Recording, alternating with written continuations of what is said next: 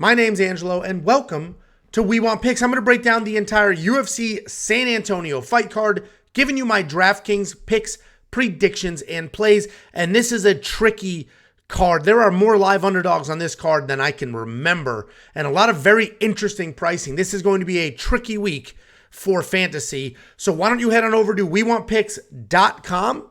Sign up to become a premium member. It's only $10 a month, and you're going to get all of the tools you have ever needed to build a winning fantasy lineup.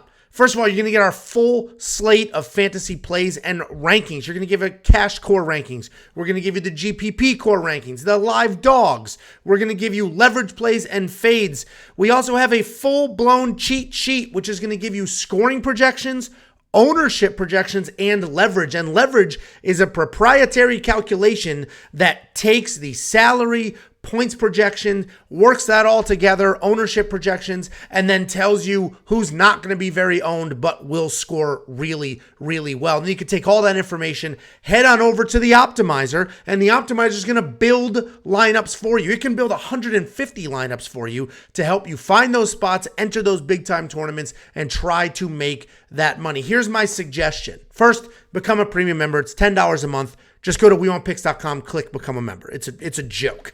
At $10 a month. There's people charging $10 just for the optimizer. People charging $10 just for the data. People charging $10 just for the ownership. You're getting all that shit for $10 combined. But here's what you should do. You should take whatever amount of money you're comfortable spending on DraftKings, put 80 to 90% of it in 50-50s and double ups, then take that last 10 to 20% and chase that big money in the tournaments. The 50-50s, the double ups, that's going to fund everything. You're going to make all your money there, because if you're watching this video and you have these tools, you're using our service, you're going to be better than half the people out there. And that's all you need to be for 50-50s and double ups. Then you could take all that money, put some in your pocket, throw the rest at some big tournaments, and chase those big $60,000, $100,000 paydays. That's the way to do it. Slow and steady, consistent money week in and week out. Become a premium member at WeWantPicks.com. Let's go ahead, break down these fights. So we only have 12 fights to work with. Our favorite underdog, or one of our favorite underdogs on this card, that fight has scrapped. The Tamiris Vidal fight is gone. We loved her. That's gone. So we got 12 fights to work with. So now the new opener is Vinicius, Salvador, Victor Altamirano. This is a tricky fight, as are most of the fights on this card. Vinicius, Salvador, $8,300. He's a long striker. He has insane volume, solid accuracy. His defense is not as good as he thinks it is. He'll play that Roy Jones Jr. game, but he gets hit a lot. He gets hit with 7 significant strikes per minute, which is well above the 3 to 4 average. But he does have some power. His takedown defense is not great, but when he hits the ground, he does a nice job scrambling up, looking for submissions. He's taking on Victor Altamirano. Victor Altamirano is my play here. $7,900, solid price point for a guy that I think is just a dog. He's fast. He's powerful. He has, patient, calculated strikes and impressive volume as well. He's not landing the 9 significant strikes that Vinicius is, but he's landing 7, and he's only hit with 5. So he's got good output. He's got wrestling. He has sweeps from bottom. He can be ridden out if you take him down, but he's not going to get taken down in this fight. So I like Vinicius. I think he will work in his own takedowns and get that going for him. And he's coming off that win over Lacerda, who's also on this card, and we'll talk about him in a minute. So I like Victor Altamirano to win, and I do like him at the sub 8,000 price point. Then we have Manuel Torres, and he's taking on Trey Ogden. Manuel Torres, he's a well-rounded guy. He's got some dangerous striking, dangerous grappling, and his striking isn't really technical, but he uses his knees really well in the clinch. He loves throwing head kicks. He loves blasting your legs. And if you look at his physique, he's long, he's skinny, and he does a great job working with that. He does those long limb submissions where he's like doing power guillotines or, triangles with his hands while you're trying to work takedowns. He's taking on Trey Ogden. Trey Ogden, only $7,700 here. He's an athletic grappler. He's got solid takedowns, decent power in his hands. He's definitely a grappler, but if you run through his tape, you'll see that a lot of his sort of submission wins are because he dropped somebody with strikes and then snatched something up. He's an interesting guy to break down because he's coming off that win over Daniel Zellhuber, where he was only 1 for 9 in takedowns. And that's what worries me here, because if Trey Ogden can get his takedowns going, then he's a phenomenal play at $7,700. But if he can't get those takedowns going, and he's 1 for 9 in takedown attempts like he was against Zellhuber, I think Manuel Torres is going to light him up. So this is a tricky one. We only have 12 fights to work with. We only have 24 fighters. We can only put 6 in a lineup, which means a fourth of these people are going to be in our lineup. So we have to get real. It's going to be real dicey who we can fade and who can't we fade. I prefer, if I have to put one of these guys in my lineup, I think there's more upside to Trey Ogden if he gets the wrestling going. The problem is he may not. So this may be one of the fades for me. Then we have CJ Vergara taking on Daniel De Silva. There are only 2 fighters on this card that I'm very, very confident in. One is CJ Vergara. The other is Holly Holm. Holly Holm scores like shit, so she's probably not going to be in the lineup. We'll talk about that fight in a minute. CJ Vergara, on the other hand, is a high-pressure guy. Comes forward. Solid striking. Solid grappling. Like, he's a good guy for your lineup. $9,300 is a lot of money, but he's fighting Daniel Lacerda, Daniel De Silva, however he wants to use his last name this week. That guy gets finished constantly. CJ Vergara has 2 losses and 1 win in the UFC. Ode Osborne, quality loss. Ode Osborne's very good. He scored 48 points in that loss. And then Tatsuro Tairo subbed him. Tatsuro Tairo is very, very, very good. And in that Tairo loss, he had a handful of explosions and he, had some moments of success, but ultimately he was a little outclassed and submitted. But he's taken on Daniel De Silva. You're going to see him listed as Daniel Lacerda in some places. And this dude is kill or be killed. And he is due for a win. I mean, if this is his win, you go through his fights. He has 15 professional MMA fights. He has never seen a scorecard. He's never seen a decision. He barely ever sees the second round. So he's either going to finish CJ Vergara, which is highly unlikely, or get finished, which is the most probable outcome here. Very few high confidence picks on this card. So I got to go CJ Vergara. If you built some wild-ass lineup and you only have $6,900, I mean, a hope and a prayer that he'll get his finish, but that's what you're going to use. Your 50-50s and your double-ups, those are going to be slow, steady, confident plays. On our website, if you're a premium member, check out the Cash Core. Use those for your 50-50s and double-ups. The tournament plays, the GPP, you can get a little squirrely with a couple Daniel De Silva sprinkles. Then we have Preston Parsons taking on Trevin Giles. Listen, I'm going to tell you right now, Trevin Giles kind of sucks. You're going to see this win over Dolidze, and you're going to be like, holy crap. He beat Dolidze. He survived 3 rounds with Roman Dolidze. First of all, he lost. That was a bad decision. Second of all, Roman Dolidze, his cardio was trash. He was coming down from light heavyweight. Like, the stars just didn't align for Roman, but they did align for Trevin, that he was gifted a decision against a ridiculously dangerous guy who was not dangerous. It was literally his worst outing. But Trevin Giles is athletic. He'll pump a jab. He's got one of the better jabs in the division, but that's all he's going to do. He's going to throw the jab out there. He's not going to be very busy. He can be a slick grappler at times, but he really just relies on his athleticism and his grappling. This is only his second fight at 170 pounds. His third at 170 pounds. He got his first win over Kosei a couple of months back. He had 2 takedowns, a couple minutes of control time, but I think that's going to be a little harder for him to do here against Preston Parsons. I like Preston Parsons. I like him, he's an underdog here. Some sportsbooks have him as an underdog. I like him in that quote-unquote underdog spot. He's a very slick grappler who up until his last fight had a 100% submission win rate. All 10 of his wins, or all 9 of his wins going into his last fight, were by submission. His last fight, he did win by decision, which I loved to see. We know he can go the distance. We know he can be in a tougher fight and still pull it out. He scored 108 points in that win.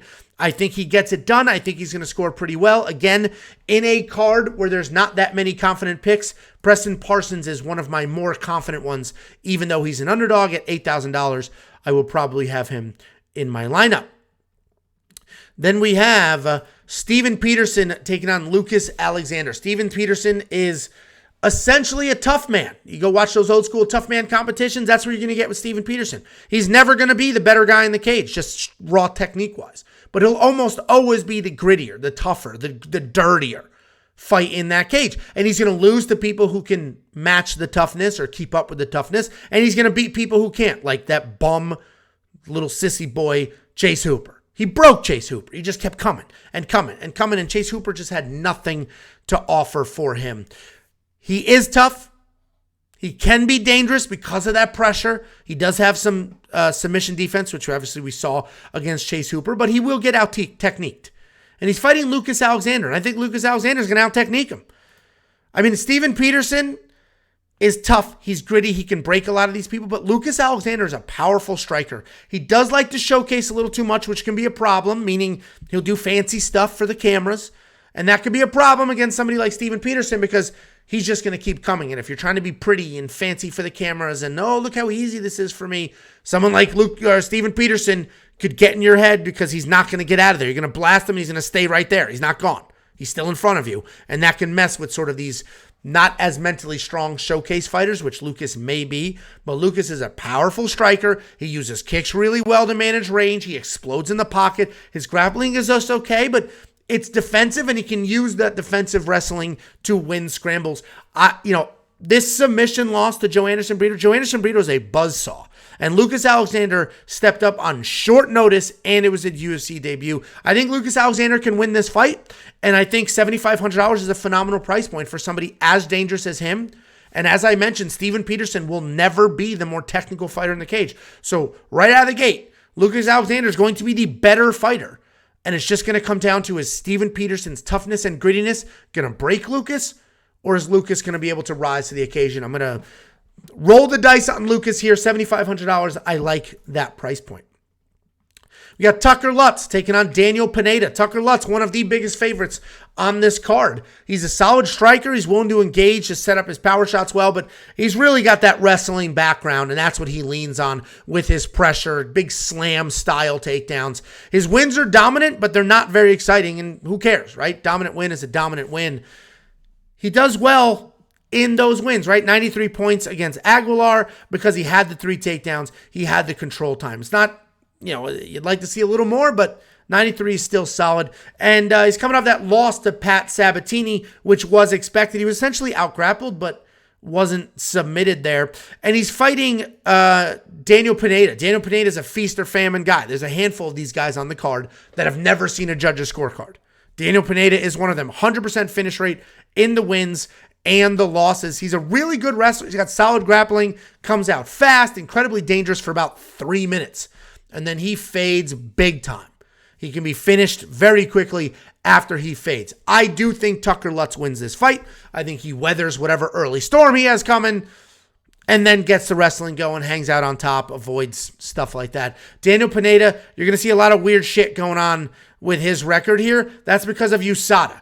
The eye poke was an eye poke. Then he had some USADA issues. Some fights were turned to losses or no contest.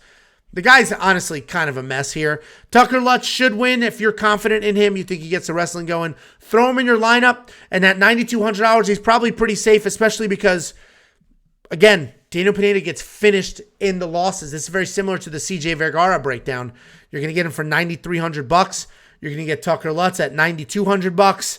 These guys are probably going to win and win by finish. They should both be in your lineup. Then we got Chidi Njokuani, and he's taking on Albert Duraev. We got striker versus grappler is essentially what's happening here. Chidi Njokuani's a wild, powerful, insanely fast, stupid, dangerous striker. He has this loss to Gregory Rodriguez, but he gave him a unibrow. He split him open, brow to brow. You could see his skull. The fact that the doctor didn't stop it is absolutely asinine.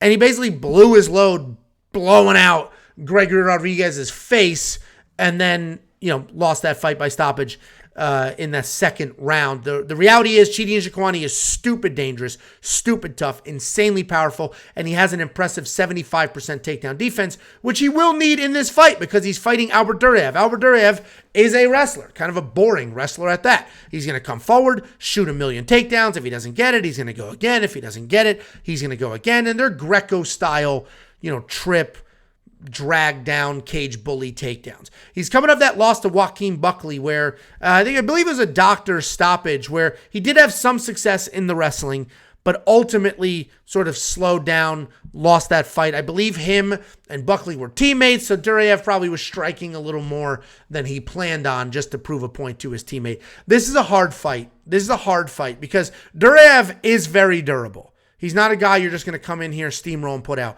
And he's relentless with the wrestling. Chidi is athletic, has that solid takedown defense, but, I mean, he's probably going to defend more takedowns in this fight than he has ever defended before. I'm probably going to avoid Chidi. I don't think I'm going to spend the $7,400 on Albert Duraev, but frankly, he's probably the better play here, depending what your lineup looks like, because, I think it might look something like this. He may get a takedown. He may get 2 takedowns and just hang out, and ride out, where Chidi's going to be backing up, throwing wild, throwing insane, could open a cut the same way Buckley did, could get it done, but I think Duraev is going to avoid the striking exchanges at all costs and get the wrestling going. So, tough fight to break down. I'm not going to spend the money on Chidi because I am worried that he's going to be grinded on and just held down the whole time. Then we got Manel Kape and Alex Perez. This is another interesting fight because we got 2 very technical, slick strikers. Manel Kape is fast. He's explosive. He has no issues chasing knockouts as well. He's a southpaw with good pressure, and he bounces in and out of range really, really well. The knock on him is that he has low fight IQ, and that's really just because he has so much fun in there that he'll just do something crazy instead of trying to win the fight the way he's supposed to win the fight. He's coming off this win over Ode Osborne. He was losing that fight. Granted, it wasn't the first round. I get it. But he was losing that fight. Ode was winning those exchanges until Manel landed a wild flying knee. The Zumagulov win was actually pretty solid there. Had a couple of knockdowns. And then the David Dvorak win is a solid win as well, and he's got this nice 3-fight win streak going. He is fighting Alex Perez. Alex Perez is a very good fighter, much better than his $7,300 price point. He's a good striker, fantastic low kicks. This win over Formiga, I believe it was the Formiga win, this KO TKO was from leg kicks. Is that the win? I think that's the win. One of these win is from leg kicks, and I believe it's the Formiga one. He will just blast those leg kicks. So come in, throw combinations, land the leg kick, circle out, and just reset that cycle. He is coming off the loss to Pantoja last summer, but let's look at these last 2 losses. Deiveson Figueiredo was the champ in the height in 2020, in the height of his career. This is like the peak Figgy. Alex Perez lost to him. And then Pantoja, who's probably next up for a title fight, Alex Perez lost to him. This is going to be a close fight, much closer than the salary. If you're very, very confident in Manel Kape, then go for it, right? He's got all the energy. He's got the streak going. He's a dangerous striker, but Alex Perez is much better than his recent record. But there is something to be said about he hasn't won a fight in 3 years. There is something to that because he's on this little bit of a losing streak. Granted, 2 buzzsaws, but that's going to mess with your mind, mess with your psyche. He's a very good striker, but so is Manel Kape. I do think Manel Kape wins this fight, but I think it's a very close fight. I'm not going to spend the $8,900 on Manel Kape, but Alex Perez, very, very dangerous guy who does tend to lose by stoppage. So if you're on the Manel Kape side, go ahead and spend that money. You got Maycee Barber taking on Andrea Lee. I think Andrea Lee wins this fight. Maycee Barber's got that slick striking. She's got the slick boxing. Improved wrestling. We've seen those improvements, especially I think she's moved to Team Alpha Male. She took down Montana De La Rosa. She took down Miranda Maverick. Frankly, this was a loss. She lost to Miranda Maverick. That was a bad decision. She did look very, very good against Montana De La Rosa. And then she beat Jessica Ai, but Jessica Ai literally retired right after that fight. So, these aren't... This streak here, lost to Montefiore, lost to Grasso, lost to Maverick, beat De La Rosa, which is a quality win, and then beat sort of an aged-out veteran. But she doesn't score well. $9,100, you get 63 points out of her. You happy with that? I'm not. Maycee Barber's big-time fade on this card. I like Andrea Lee. I think Andrea Lee wins this fight. She's got a fantastic striking. She throws her hands out really well, uses her kickboxing really well, and she's starting to work in takedowns. Took down the other Shevchenko 3 times. Took down Montefiore 3 times. Vivian Araujo, she did lose that fight, but she had a takedown. She had a knockdown. She scored almost 40 points in that. I think Andrea Lee wins this fight and $7,100. Maycee Barber scored 60 in a win At 9,100, Andrea Lee scored almost 40 in a loss. And if I'm going to get her at $7,100, even if she loses this fight, and I'm going to get 40 points out of her, I'll take that all day. I like Andrea Lee to win this fight. $7,100, we're probably allowing to afford CJ Vergara and Tucker Lutz, two heavier, more expensive guys that are probably going to win by stoppage. I like Andrea Lee. I think she gets it done. If we look at her wins, submission, knockout, but let's look at a decision win. 70 points, 78 points, 88 points in these decisions. I'll take that all day at the $7,100 price point. Then we have Nate the Train taking on Austin Lingo, and this is a pick your side, but the problem is Nate the Train's $9,400. Are you kidding me? This is a guy, yes, he's wild. Yes, he comes forward. This David Onama win was impressive, but he was almost dead. He almost died like 8 times in that fight. Dead. But he came forward, got the takedowns going, relentless pressure, landed a gazillion strikes, and he put up 104 points. Before that, the Klein win was a very, very solid win as well, put up 92 points. The problem is this dude is chinny as hell. When he wins, he scores well. He gets the takedowns going, gets his hands going, and he scores well. This guy will just, Nate the Train, he fights like a train. It's just coming forward, get off the tracks. That's how this dude fights. But $9,400 is a lot of money to spend. He is fighting Austin Lingo. Austin Lingo's very good. Austin Lingo's very tough. He's had knockdowns in his last 2 fights. He has plenty of knockouts on the regional scene before coming to the UFC. The only reason I do really think Nate Landwehr wins this fight, if this was a full camp for Austin Lingo, I'd be heavily considering Austin Lingo here. The problem is Austin Lingo cut weight 2 weeks ago, got on the scale, did all the things. His opponent missed by like 8 pounds. Fight was canceled. Probably had some drinks that night. Started hanging out, eating some food. Right? He got paid his show money, so he's okay. He's all right. Then he's booked for a fight 2 weeks later. But I don't know when they told him, oh, you're booked for this fight. How much weight did he gain? How many drinks did he have? And then he'd be, oh, shit, I gained 25 pounds. I got to start losing this weight. Then he's immediately back into weight cut mode, the emotional roller coaster. Now he's fighting in Texas, which is going to add pressure because he's a Texas kid. That's what I worry about with Austin Lingo here. I think he's better than Nate Landwehr. He's got decent takedown defense at 80%. He's got powerful strikes. He mixes in elbows really nicely. He uses a jab really well. So I think this could be a close fight, but I think the fact that Austin Lingo's cutting weight twice in a couple of weeks, fighting at home, that emotional roller coaster, I think Nate's non-stop insane pressure is going to be a problem. Austin Lingo's going to start to fade. Nate Landwehr's going to get it done. If you want to spend that $9,400, that's on you. That's a very high price point. Now you have the co-main event of the evening. Holly Holm's going to dominate this fight. She's absolutely going to whoop Yana Santos' ass. The way Holly Holm whoops ass, which is by decision. That's what's going to happen here. Because, frankly, that's what it's going to be. She's going to come forward, throw strikes, dance around, use her superior striking skills, and win a decision. Same way she did against Pennington, same way she did against Aldana. But the big highlights here are 65 points in 3 rounds. You are not spending $9,000 to get 65 points out of somebody. Do not do that. That's insane. Holly Holm wins. She should not be in your lineup. Yana Santos is formerly Yana Kunitskaya. She's been married, I think, to Thiago Santos. She married, last name changed. So if you're doing your research, look up Kunitskaya. She's coming back after 2 years. She had a baby. Historically, that doesn't go very well for some of these women. She is a tight technical striker, high volume, lands a little more than 4 significant strikes per minute. No real power, which means Holly Holm, who's going to be the more technical striker, can dance around, do what she does, and have no issues. Holly Holm lost her last fight. That was bullshit. I think she won that last fight. The difference, though, is that her opponent, Ketlin Vieira, was just like throwing wild, biting down, trying to win. Yana Kunitskaya's got a little bit of that in her, but not enough. I think Holly Holm absolutely runs through this fight, but should not be in your lineup because she does not score very well. Then we have the main event of the evening. Pick your side. Pick your side. Corey Sandhagen is going to be the better fighter, as are pretty much everybody that fights Chito Vera is a better fighter than him. They land more strikes. I mean, it's infuriating. Chito Vera is losing every fight until he wins. And Corey Sandhagen, I think it's going to be more of the same. I think Corey Sandhagen wins this fight, but pick your side. The winner of this fight is going to score very, very well. Pick your side. I think Corey Sandhagen has that weird style that's going to give Cheeto a little bit of trouble. Same thing that Dominic Cruz did.